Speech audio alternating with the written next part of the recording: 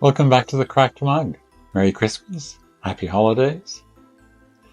Okay, today we're making Christmas cake. I know some people groan, fruitcake. Ugh, you could. You don't have to watch. If you don't like Christmas cake, you would really hate the way it started out.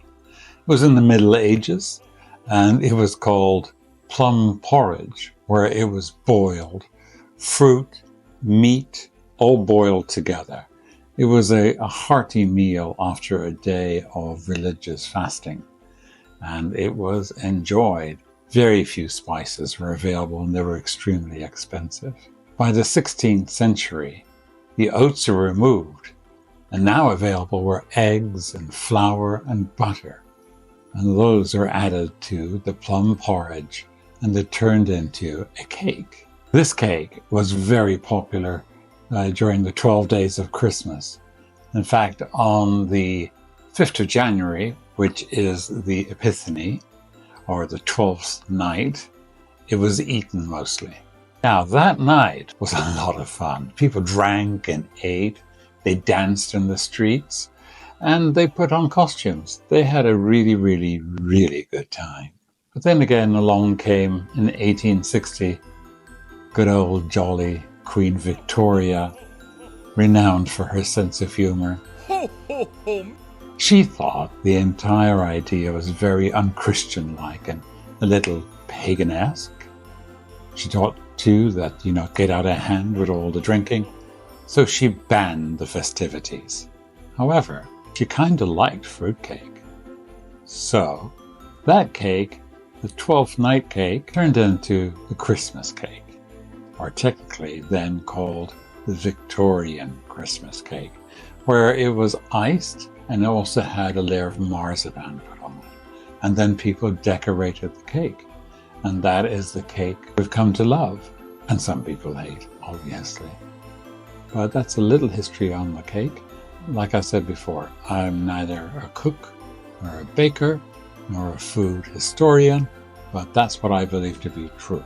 So please go ahead, research. Your time is your own.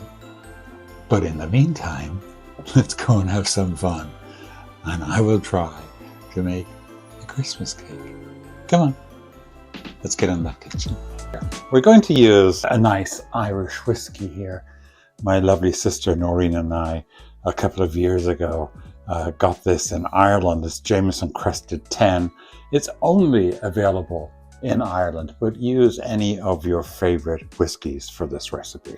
We want to do this the night before to allow the dried fruit to get a little hydrated and drunk. So we'll add that to the cake tomorrow. So right here, I have 2.5 cups of raisins. That's 385 grams. Here, candied fruit, or mixed peel as we call it in Ireland. And that is 2/3 of a cup, so 155 grams. I have the zest of 1 lemon and 1 orange. And we're just going to combine all these right now. To the raisins, add your mixed peel, your orange and lemon zest. And to that, we are going to add 1 cup of lovely whiskey. In it goes. So we're just going to mix this up.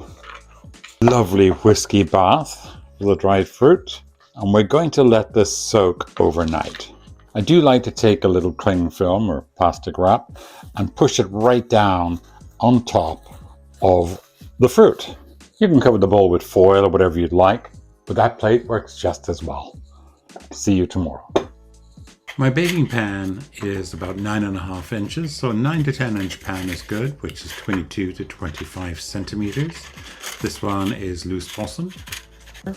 Then make a wall around it with more parchment paper, double lined, and maybe 1 more on the bottom again.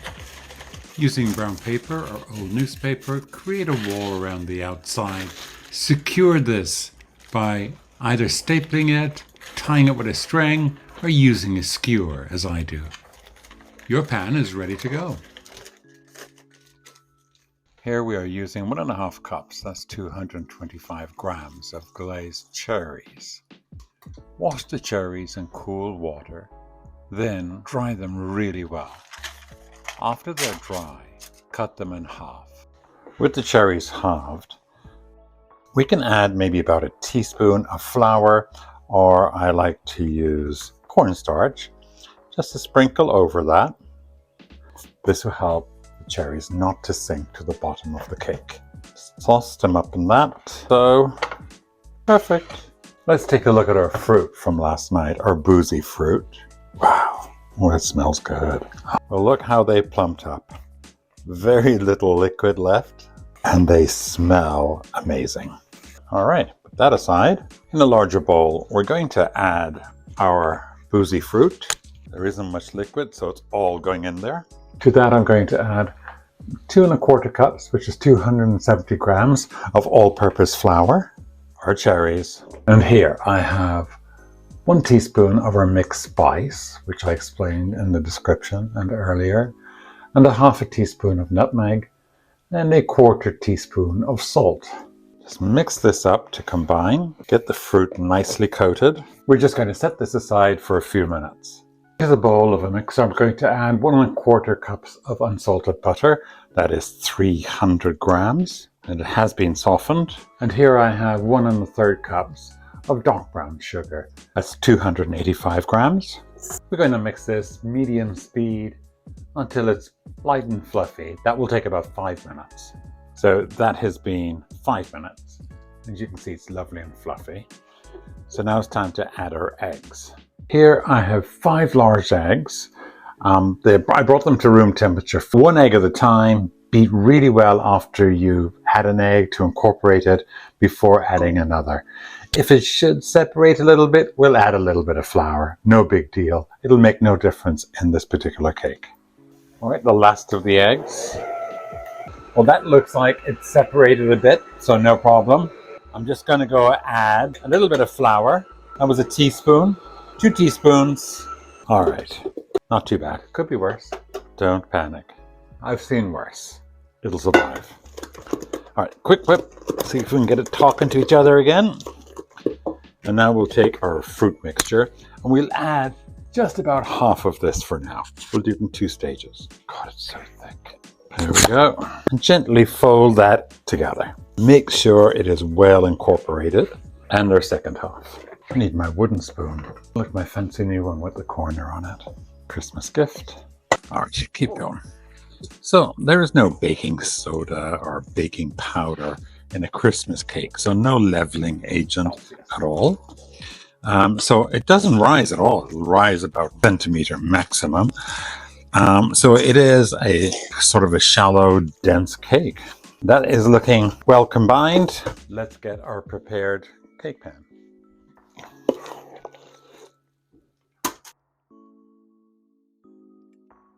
Just spread that around the bottom and up to the wall. There we go. Now we're good to add the rest. I'm going to make a slight divot in the center of this so that if it does rise a little bit, it'll hopefully be as flat as possible so we can ice it. Now I just want to wipe off any areas where I may have messed up the paper, the parchment paper, with some of our cake mix. It doesn't do a thing for the cake, but those little bits will start burning in the oven. So we want to get rid of that. So a damp paper towel works really well. Whoa, it's got some weight in it. All right, this goes into our oven, which is 300 degrees Fahrenheit, 150 Celsius. It's gas mark 2. We're going to put it on the center shelf and we're going to let it sit there for 1 hour. After 1 hour, we're going to reduce the heat. 280 degrees Fahrenheit, that's 121 degrees Celsius. Then we're going to let it sit in the oven for another 1.5 hours. That'll be 2.5 hours total. We'll take it out and we'll test it with a skewer to see how it's doing. It may take between 2.5 and 3.5 hours to bake this completely. After 2.5 hours of baking, check it every 15 minutes. Wait until a skewer comes out clean. If you don't have a skewer, put a knife into the center of it and that should come out clean. It has been 2 hours and 40 minutes. Oh, it's lovely and flat. Let's have a look. I see fruit at the top. That's a good sign. We're just going to check it with a skewer. Oh, that came out clean.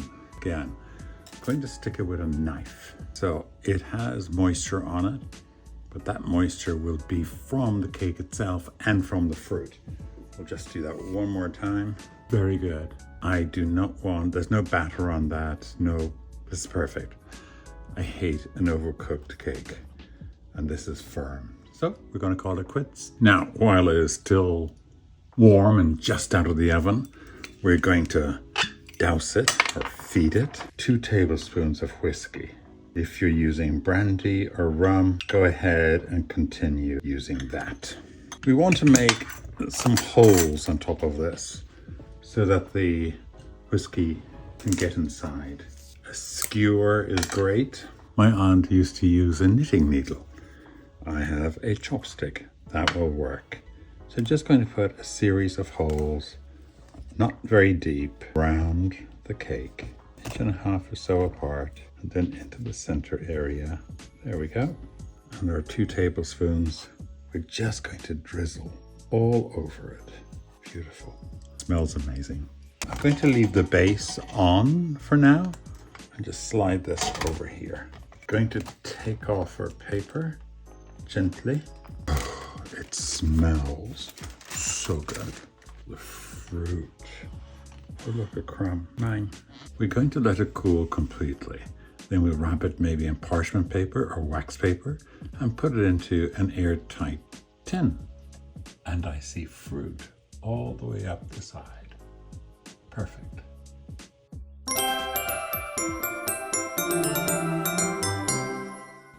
Well, here it is. Didn't turn out so bad after all. I am pleased with the result. So now I just need to cut into it and taste that cake. Here goes. Icing is firm on the outside, but the knife goes through it. There goes a bit on the floor. I don't want very much. Looks good.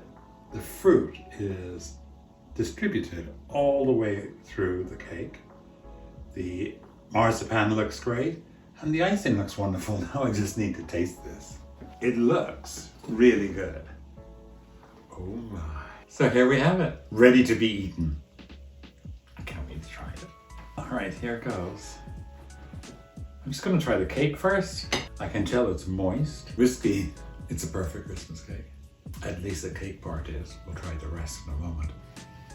It's moist, dense, not overly cooked. A lot of cakes can be very dark in color too. This is not, as you can see. It's a beautiful shade.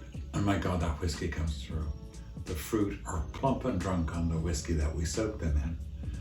If I can make this cake, you can make it too. All right, cake, marzipan, and icing, all in one. I want to take my time and really enjoy this. But you're waiting for me. It is gorgeous. The intensity of the almond paste, delicious. The icing is soft, it melts in your mouth. It holds its shape, crisp on the outside, soft on the inside.